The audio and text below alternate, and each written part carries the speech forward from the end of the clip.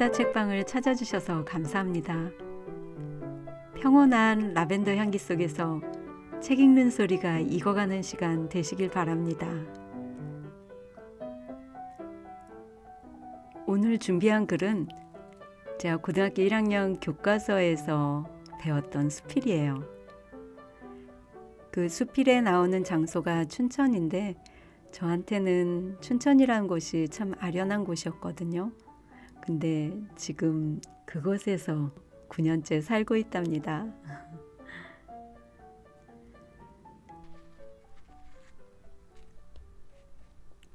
인연 피천득.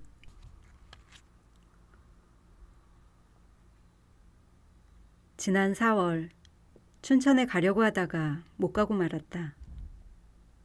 나는 성심여자대학에 가보고 싶었다.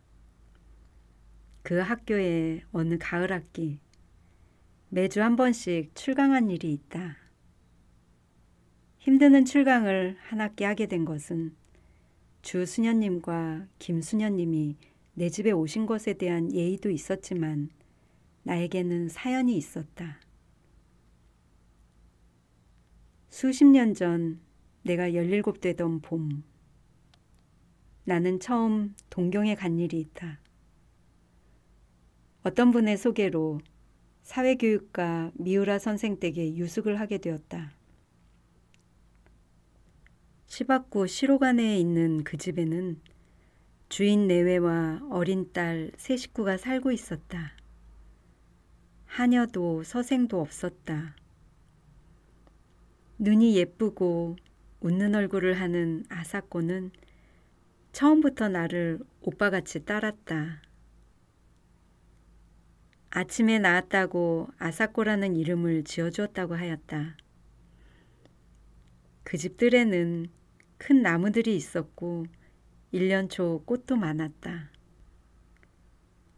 내가 간 이튿날 아침, 아사코는 스위트피를 따다가 꽃병에 담아 내가 쓰게 된 책상 위에 놓아주었다. 스위트피는 아사코같이 어리고 귀여운 꽃이라고 생각하였다.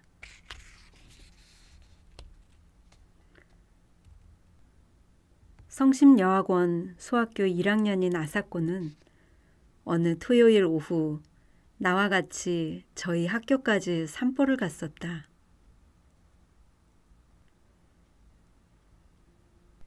유치원부터 학부까지 있는 가톨릭 교육기관으로 유명한 이 여학원은 시내에 있으면서 큰 목장까지 가지고 있었다. 아사코는 자기 신발장을 열고 교실에서 신는 하얀 운동화를 보여주었다. 내가 동경을 떠나던 날 아침, 아사코는 내 목을 안고 내 뺨에 입을 맞추고 제가 쓰던 작은 손수건과 제가 끼던 작은 반지를 이별의 선물로 주었다. 옆에서 보고 있던 선생 부인은 웃으면서 한 10년 지나면 좋은 상대가 될 거예요 하였다. 나는 얼굴이 더워지는 것을 느꼈다. 나는 아사코에게 안델센의 동화책을 주었다. 그 후 10년이 지나고 3, 4년이 더 지났다.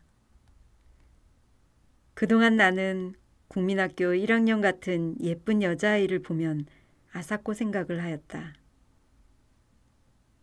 내가 2번째 동경에 갔던 것도 4월이었다. 동경역 가까운 데 여관을 정하고 즉시 미우라 댁을 찾아갔다. 아사코는 어느덧 청순하고 세련되어 보이는 영양이 되어 있었다.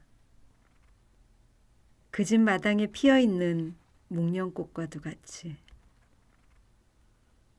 그때 그는 성심여학원 영문과 3학년이었다. 나는 좀 서먹서먹했으나 아사코는 나와의 재회를 기뻐하는 것 같았다.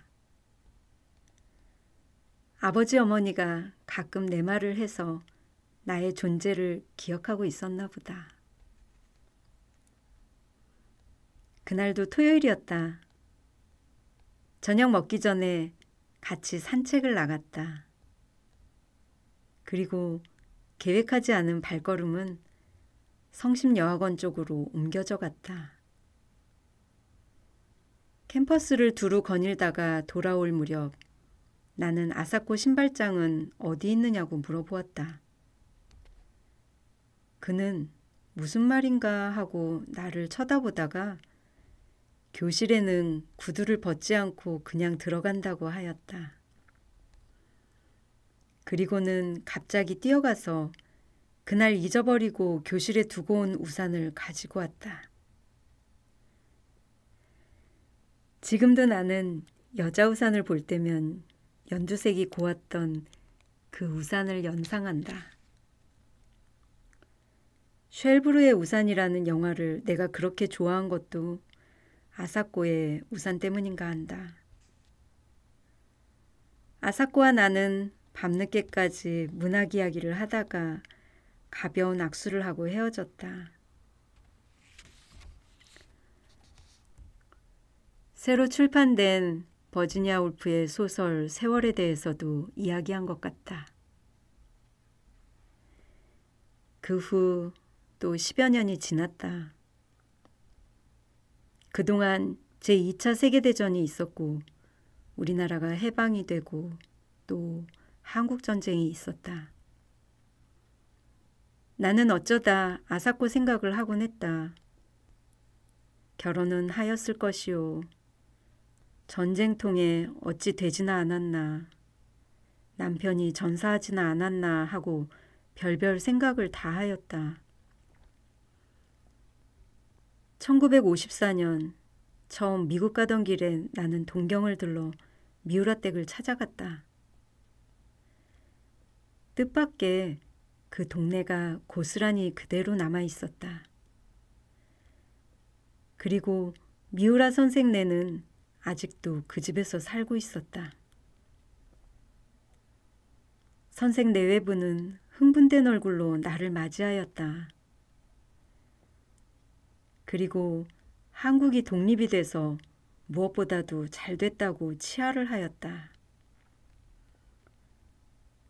아사코는 전쟁이 끝난 후 메가더 사령부에서 번역 일을 하고 있다가 거기서 만난 일본인 2세와 결혼을 하고 따로 나서 산다는 것이었다.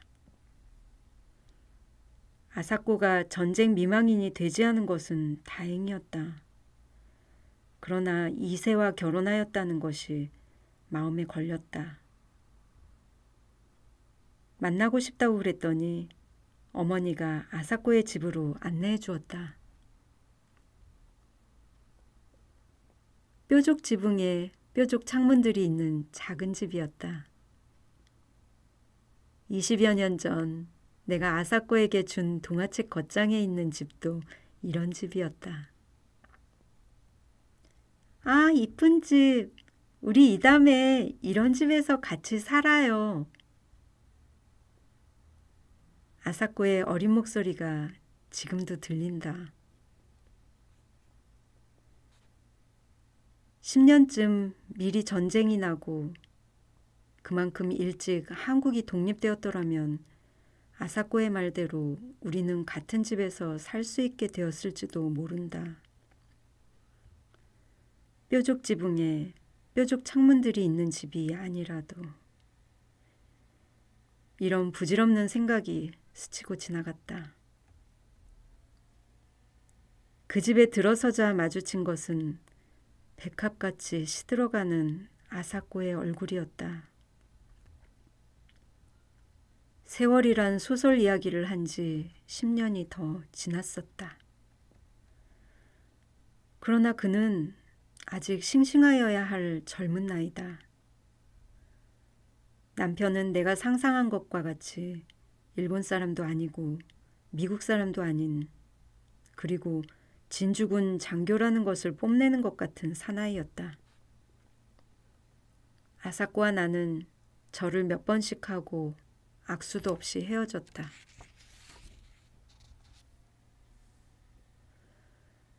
그리워하는데도 한 번 만나고는 못 만나게 되기도 하고 일생을 못 잊으면서도 아니 만나고 살기도 한다.